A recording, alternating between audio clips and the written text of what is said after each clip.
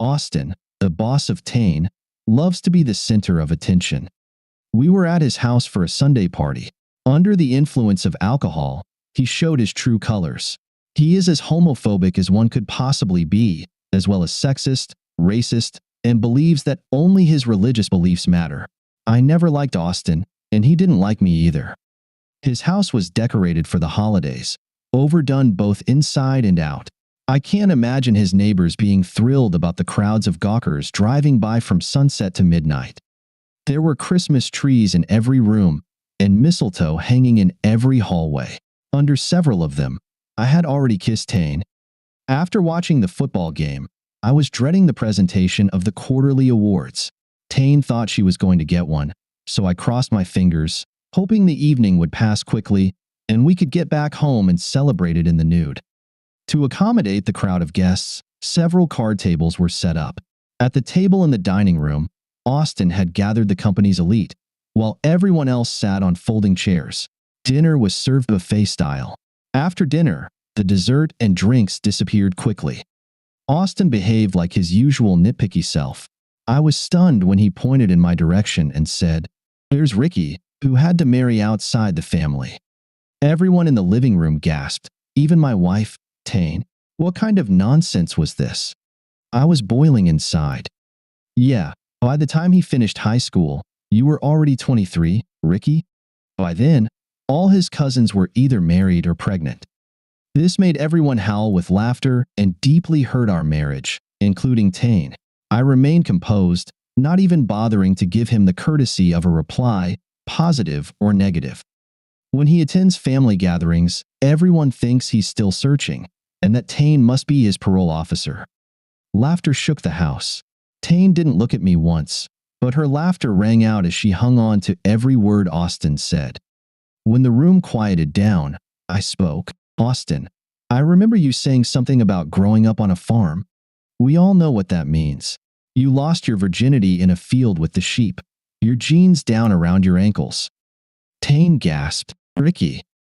"Yeah, those videos of people counting sheep must make you want to stand up and run after them." "Ricky, please stop." Tane tried a different approach. It was dead silent. "And your lovely fiancée, I bet her curly hair reminds you of your favorite farm animals. Does she make you finish faster by saying BAA, BARA, BAA?" "Ricky, stop it," came a frightened plea from Tane. "Get the hell out of my house, idiot." Austin stood up, pointing at the door. I finished off my nearly empty beer bottle, waved him off, and left alone. Walking out through the front door, I didn't look back even once. My phone was already turned off before I reached the car. It took less than an hour to pack the few things I wanted to keep. I left my wedding ring and the torn-up marriage certificate on the kitchen table. Though I didn't want to keep them, I still took all the photo albums I could find. They ended up in a trash bin behind the motel where I spent my first night. I had been to parties at Austin's house before, but his alcohol-fueled humiliation of me on Sunday evening was the last straw. Though I didn't have any proof, I believed Tyne was having an affair with that man. Her refusal to stand up against him was enough to destroy our marriage. If her job meant more to her than respect for me, she could have him and her career. Life is too short to waste on people like that. With the advent of internet banking, it became easy to open new accounts, but only in my own name. Time was not on my side. I needed to secure my share of the assets before Tane realized that it was all over between us. To hell with it. I took everything. Let her figure out how to get it all back. This is war. What does it matter if they force me to return them? Waking up on Monday morning, I was perplexed, but quickly understood where I was and why I was there. I checked out of the motel and arrived at work at my usual time. My phone was still asleep. At the end of the workday, one of my friends at work quickly checked the parking lot for me. There, it seemed, a woman was waiting. She was parked on the street, apparently interested in the cars in our parking lot. Since my expense reports had to be ready by Friday, I stayed to work on them until 9 in the evening. Now, there was little I could do if Tane was still there. And she was. As I approached my car, Tane interrupted me before I could reach it. "What brought you here at such an early hour, Tane?" "Cut the crap, Ricky. My credit card was declined, and my checking account is empty." And you ruined our marriage certificate. Here, put your wedding ring back on. The savings account. Don't forget, I emptied that too. Keep the ring. Can't you take a joke? You're just a poor, thin-skinned child. Go to hell. Or better yet, go back to damn Austin. I'm done with you. Over what? Because I laughed at my boss's jokes? If you want to believe that, sure, that's how it is. I don't understand what's going on here. And that perfectly describes why I left you. And now, unless you want to get sprayed with mosquito repellent, get the hell out of my way. You can't do this. She couldn't, but I could. Tane stepped back to her car. What the hell is wrong with you? She yelled at me as I stopped beside her. What's wrong with me? I had a wife who decided to laugh at me, not with me. If I had a wife who loved me, she would have stood up and said, "Go to hell, Austin. I'm leaving. How dare you insult my husband like that? Come on, Ricky, let's get out of this stinky dump." Unlike her usual sharp wit, Tane silently watched me. I left. After booking a hotel room for the week, I tried the cafe I passed by every day but never stopped at. It turned out to be more than good. On Tuesday, Tane's approach changed. A note was slipped under my windshield. "Ricky, forgive me. I should have stood up for you against my boss. Please come home. I love you. Tane." The absence of a turned-on phone was not as stressful as I thought. Checking SMS and email every few minutes was replaced by listening to the demons in my head. Without a turned-on phone, it was easy to avoid contacting Tane. Of course, I could have gone home, but that didn't happen. When I left work on Wednesday, Mr. Mysterious was waiting for me. "Ricky, I'd like to apologize. I just behaved stupidly." I sprayed him with mosquito repellent as he returned to his car. Mental note: buy more mosquito spray. You are a pathetic loser. By the way, I'm sleeping with your wife. You are a cuckold. The suspicions were confirmed. It's a pity I didn't record it on a tape recorder. His wife would have been pleased to hear this confession. On Thursday, Tane returned. She was dressed better than what is suitable for an ordinary workday. "Ricky, please come home. In that outfit, you look like today's company adulteress." "Ricky, I dressed up for you." "I doubt that. Does Austin now share you with others? Did you know he bragged about sleeping with you? If he did, he lied. I was faithful to you." "I doubt that too. I don't know you anymore. I don't like you anymore. If you add it all up, I don't love you anymore. It was a 5-year mistake." "Don't say that, Ricky. I was faithful to you, and I still love you. Can I show you a video?" "Probably." Tane approached me, playing with her phone. She stopped a meter away from me and lifted the phone. The video was not taken by Tane, but by someone else, and it focused on Tane. "Thank you all for taking a moment from your workday. On Sunday evening, I did something stupid, something that might cost me my marriage. Many of you were there. So today, I want to say, go to hell, Austin. I'm leaving. How dare you insult my husband?" In the video, Tane approached Austin. She brushed him off, spat in his face, then turned and walked away. Notice that I changed clothes. I went home after lunch and changed into this. "I want you to come home." He said he slept with you. That's nonsense. Maybe he wished it, but I believe in my vows, and you'll have to decide who to believe. Well, my colleague accidentally captured this. Right after I sprayed Austin, he turned on his camera. Do you want to watch this video?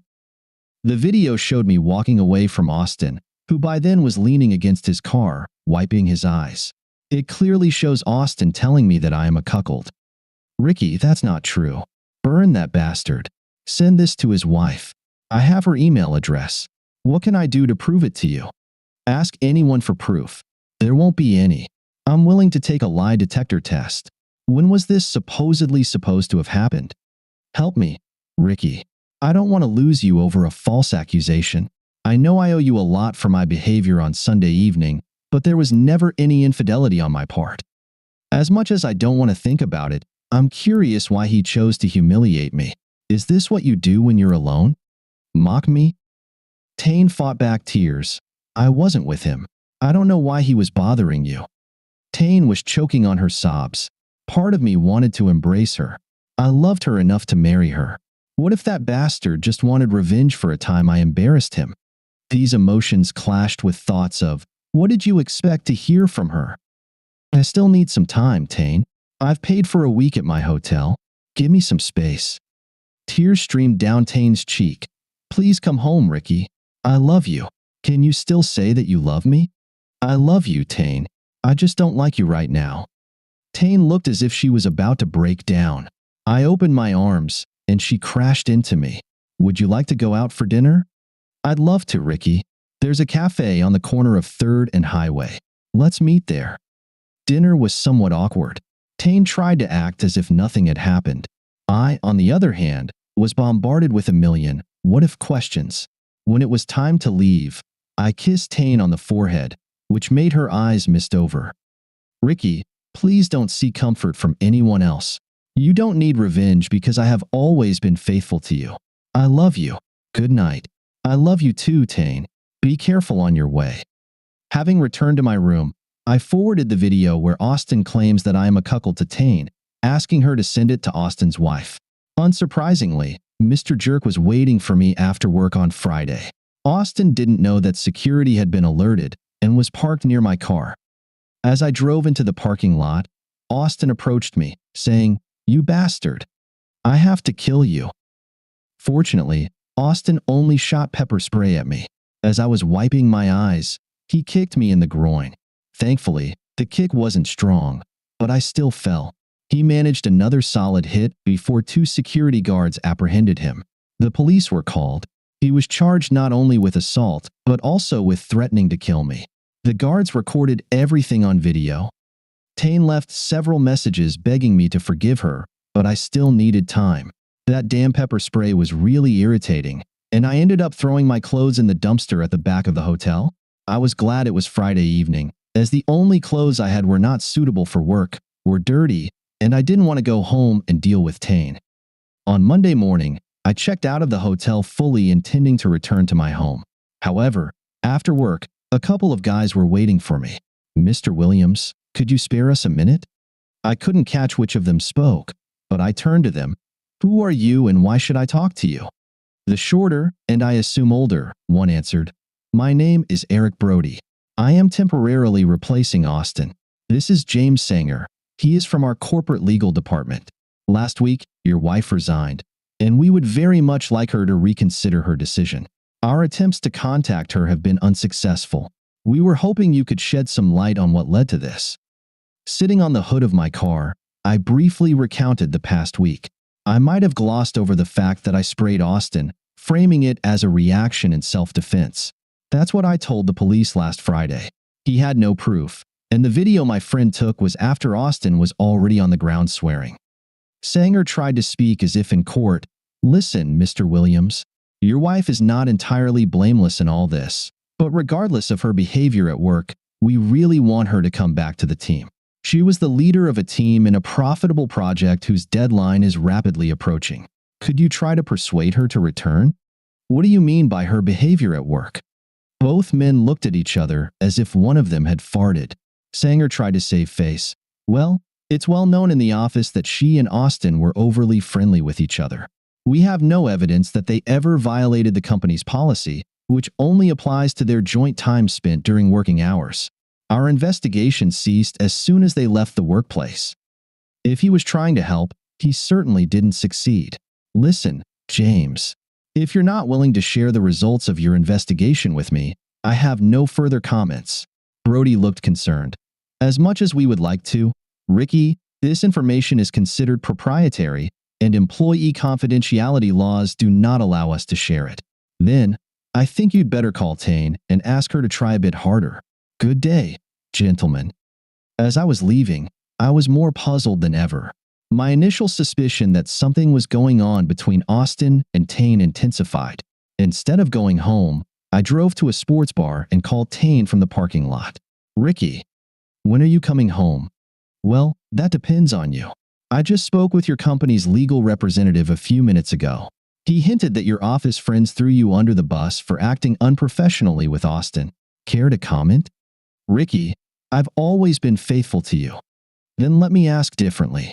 Would you have done all that you did with him if your mother was standing next to you?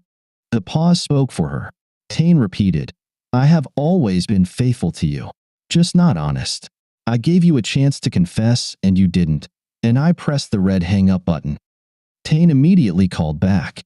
I answered, not now. I quickly turned off my phone and drove back to the hotel. On the way, I stopped to buy new clothes and wondered if this would become my new existence.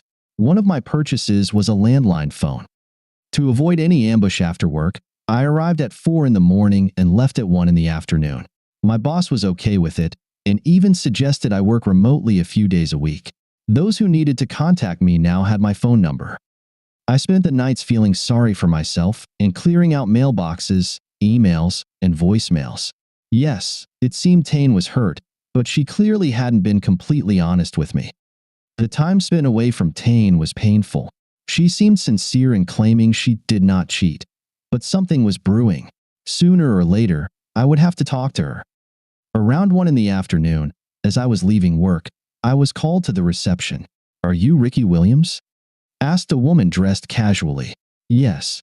How can I help you? I'm here to deliver this envelope to you. Have a good day. Taking it to my car, I wondered if Tane had filed for divorce. I was wrong.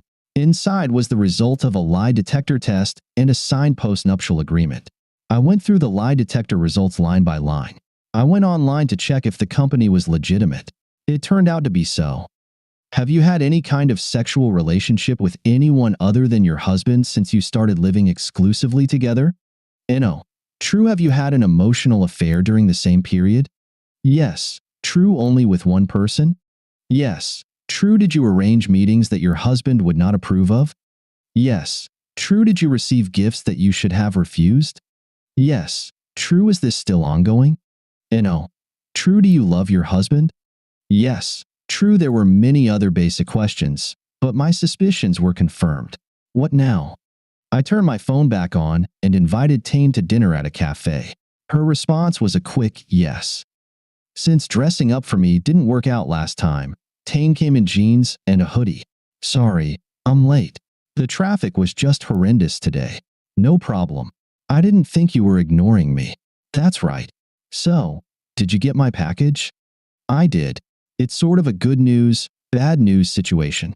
And for that, I am sorry. I was foolish, and although you're not obligated to believe a single word I say, it should never have ended up with me sleeping with him. It doesn't matter. Being married means having the strength of character to tell someone plainly that you are married and to maintain professionalism. She said with misty eyes, I know. I let you down. I let myself down. Please, tell me we still have a chance. Are you still working with Austin? No, he was transferred. Corporate brass lured me back with a raise. So, you have your eye on someone else now? I think I've earned it. I promise to be an ice queen with men from now on, if you just come back home. If I find out anything you haven't told me about your indiscretion, I will divorce you. Read the prenup. It's all in there. If you find anything, it's over for me. I know you won't because there's nothing to find. So, will you come home? I reached out and grasped Tane's hand. She began to pull away before I whispered, yes. We celebrated the 12 days of Christmas with more energy than ever before. Her mischievous Santa's helper outfit instantly energized me. Santa Claus has never ridden so stylishly. Tane glued our marriage certificate back together, and it now stands in a frame on her dresser as a reminder of how close everything came to falling apart.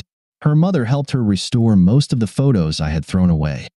The company gave Tane a bonus to settle any issues that might have arisen from Austin's behavior. We might have been in his house, but the issuance of quarterly bonuses blurred this legal line. They decided it was better to close this matter than to risk a lawsuit. She is still the team leader. Every time Tane finds a sheep photo, we print it out and send it anonymously to Austin at his new workplace. We've heard from others that Austin has a few sheep figurines left on his desk. Thank you for listening until the end.